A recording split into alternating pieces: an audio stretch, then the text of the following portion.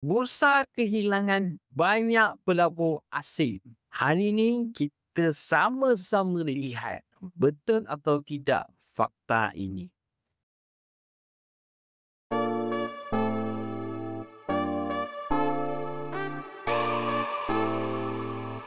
Assalamualaikum warahmatullahi wabarakatuh dan selamat sejahtera. Nama saya Muhammad Hazmi bin Abdul Rahim. Hari ini saya nak bercerita dengan satu topik yang agak dekat dengan diri saya. Tapi sebelum tu, saya nak disclaimer sikit dalam video ni. Apa yang saya bercerita hari ini adalah lebih kepada pendidikan sahaja.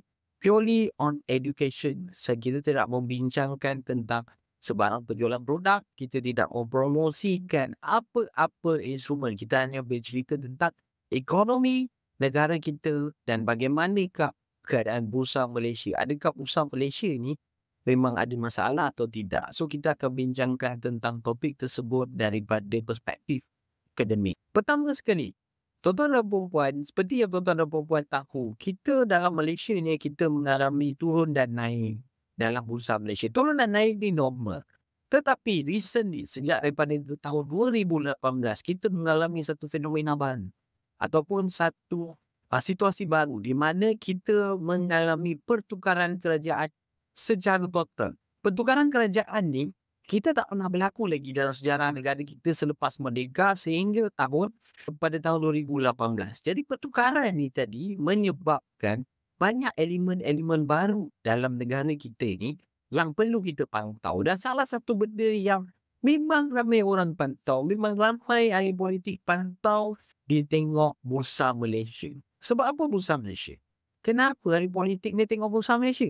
Salah satu sebab dia, kebanyakan syarikat-syarikat yang berniaga dalam Malaysia, yang berdaftar di Malaysia dan menyumbang dalam ekonomi Malaysia ni tersenarai di bursa Malaysia. So secara apa yang kita panggil secara simbolism dia, simboliknya kita boleh melihat company-company bursa Malaysia sebagai benchmark untuk ekonomi Malaysia. So, jadi kita tengok sekarang bagaimana keadaan bursa Malaysia secara sehat.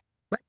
Di depan saya ni hari ni kita ada satu chart lah, carta ataupun harga. Hari kita tengok bahawa ini adalah harga KLCI Index lah, indeks bursa Malaysia lah. Dan tuan-tuan dan puan-puan boleh lihat kita punya indeks bermula daripada tahun 1982, di depan carta saya ini ada 1982 sehingga tahun yang terkini iaitu pada kita panggil September yang terkini pada September